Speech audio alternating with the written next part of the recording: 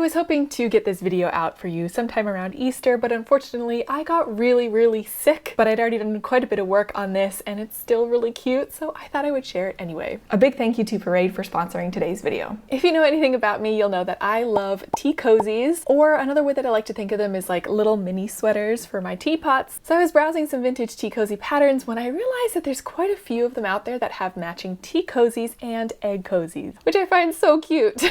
They have quite the range of styles, and I thought I'd share some of them with you before I show you the one that I chose to make myself. So the first class of matching tea cozy and teapot, matching tomato, tea cozy and egg cozy. Another one of my favorites is this colorwork one. It really reminds me of Fair Isle, but the color scheme leans very Swedish in my mind. I think it might be like the really bright red and yellows and greens. This one was a really strong candidate for me to make again because, again, I love color work. But there's also a very strong contender in kind of the floral category. I love anything to do, especially right now, springtime, you're seeing all the flowers starting to come out again, the greenery, the foliage, it's so nice. And there's quite a few that have the idea of a matching tea cozy and egg cozy that have like a bouquet of flowers around the top, which I think is really cute. And some of these are a little bit older vintage, so 1930s versus like 50s, 60s, 70s. On this last one though, you'll notice in the bottom row of the matching sets that there's kind of like a ribbed or fluted design. It's not all ribbing and fluting, but this is a really popular tea cozy design. I've seen this tea cozy a ton of times. I guess it's not much of a surprise that you'll then see the matching egg cozy to go along with one of the more popular tea cozies. I have never knit this particular tea cozy. It's been on my list to make because, again, I see so many patterns for it, so I assume it was quite popular at the time. And I'm very curious how those ridges are made. Some of them you can definitely tell it's some sort of ribbing, but some of the other ones that are a little bit more classic of this fluted shape is kind of what I'm calling it. Maybe it has a better term, let me know if it does. Doesn't seem to have any ribbing and it just kind of pulls in those ridges along the tea cozy and the egg cozy. So I was really leaning towards making this one until I found this next pattern. And that is, I think the pattern calls it the honeycomb pattern. I've heard of that as well. I call it the polka dot pattern because, as you can tell, I am wearing nearly the exact same one. I have an original vintage sweater that was made to this pattern. This is my reproduction of it. It is the first sweater knitting pattern I've ever created, so I will link all of that down below if you want to see it. I'll link all the patterns down below, but I thought it would be so fun to basically match my breakfast set. So like if I sit down to have breakfast with my egg and my tea or coffee, that I could wear this sweater and match with my egg and tea cozies. Now I don't have any more of the wool that I used to make this sweater, but I have other ones in this kind of weight, so it won't be 100% a match, but at least it'll have the same idea, and I thought that was really fun. So why don't we go ahead and turn to the pattern and start by knitting an egg cozy together.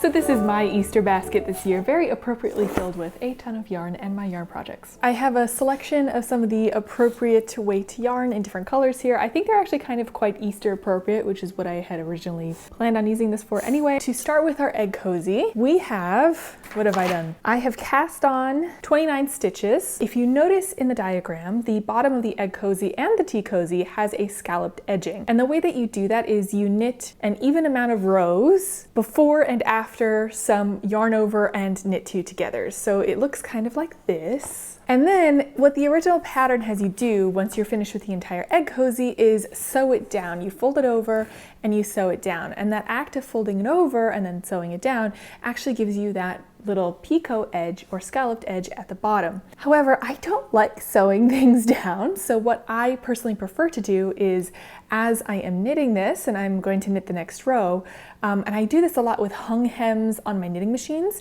is you knit the next stitch as well as the matching stitch from the cast on edge together so that you're sewing it in or sewing it in place as well as knitting at the exact same time.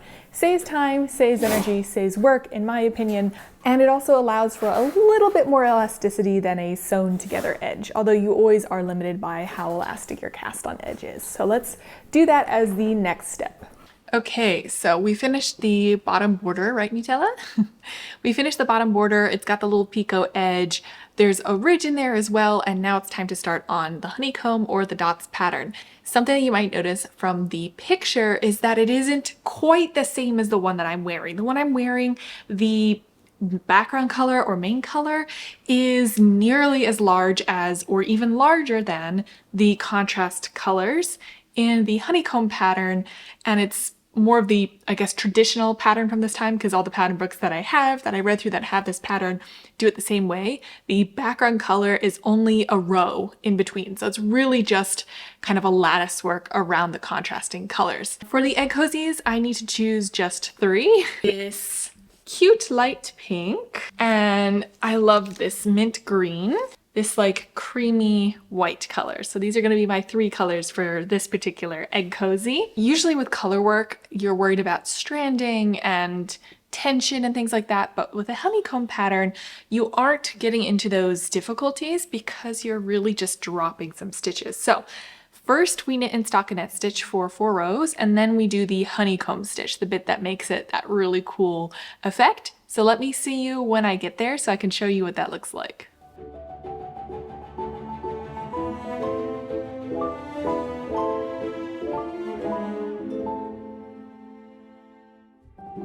So I have now finished 4 rows of stockinette knitting.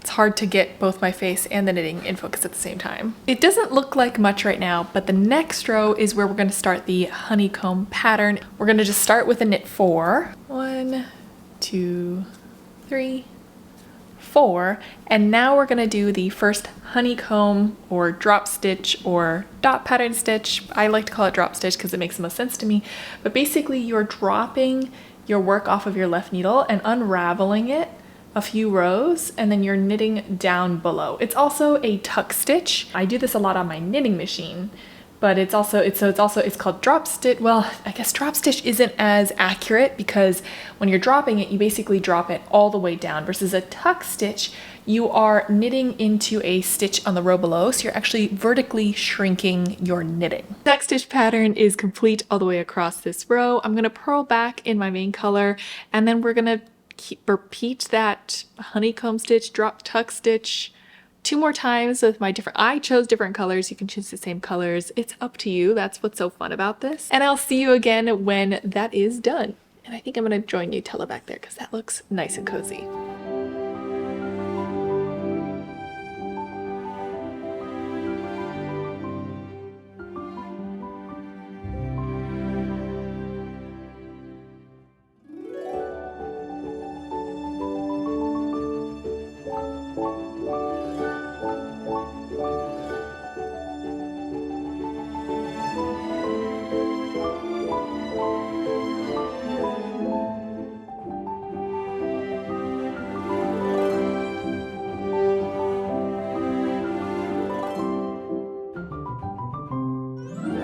All of the honeycomb pattern repeats are done. For the egg cozy, there are only 3. For the tea cozy, I think there are 5. But I'm done with the one for the egg cozy, so it's 3 of them. Basically, I'm making a little knit hat for my eggs.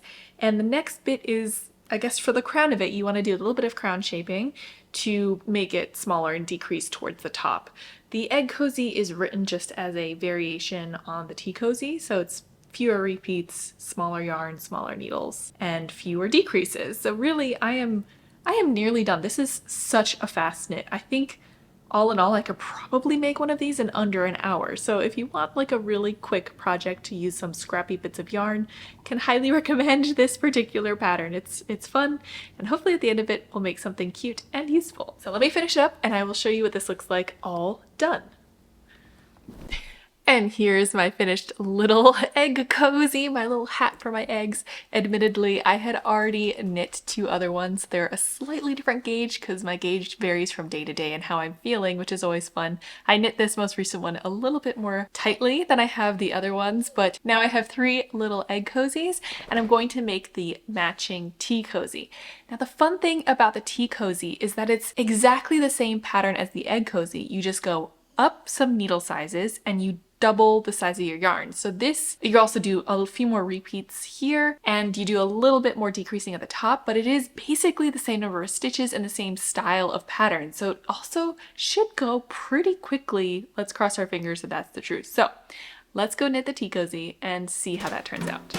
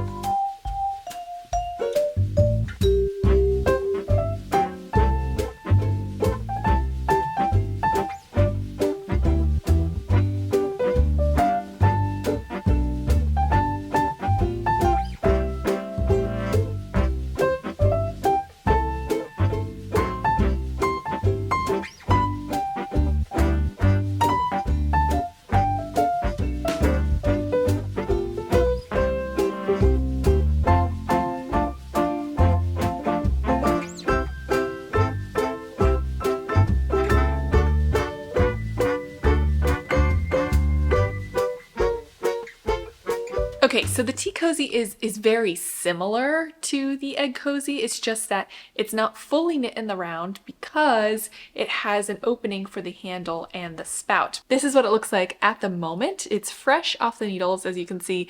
It needs a lot of ends weaving in. So this knits up pretty quickly. The weaving in takes a little bit longer just because you do have so many ends to weave in, because I'm going to weave in all the ends, and then there's a little accent crochet loops that go on the top of this. So let me finish weaving in the ends, sewing this up, and then we'll do the crochet toppers for all of these. The cozy is sewn up. Oh my gosh, yeah, weaving in the ends took a long time, especially because these ends where you had a lot of the color changes are kind of visible when the tea cozy's on my teapot. So I wanted to be like slightly neat. Now it's time to do the crochet accent at the top. It says to do it by itself and then sew it in place. But the way that I'm gonna do it is I'm going to start the crochet accent, what is it called? Trimming, directly attached to the cozy. I'm trying to minimize as much sewing in as I can right now.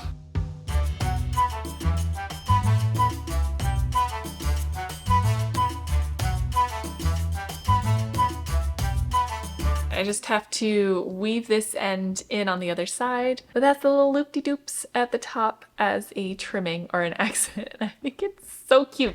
So I'm gonna add these little loop-de-loop bunny ear trimmings to the egg cozies as well. And I will see you in the morning for my breakfast, where I'm going to be matching with my teapot and my eggs. So I'll see you in the morning for the final reveal of the tea cozy and the egg cozies in action.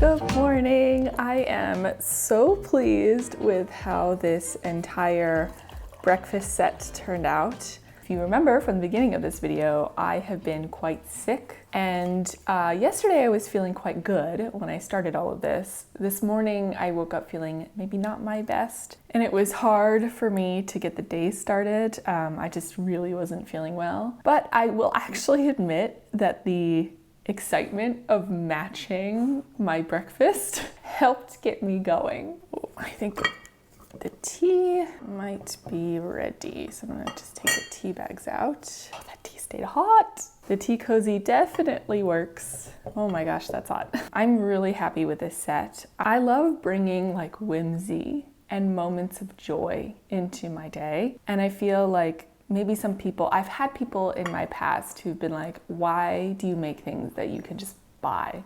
And a lot of times you can buy them faster and they're cheaper than if you were to pay for the materials to make it yourself. But to me, there's joy in not only using the things at the end of the day, like these little egg warmers and a tea cozy, but in the making of them and designing them to be exactly what you want for your life. So there's joy throughout like an extended period of time with whatever you're making. I could speak about this a lot more, but my voice is getting very tired from being ill, so I think I'll leave you there.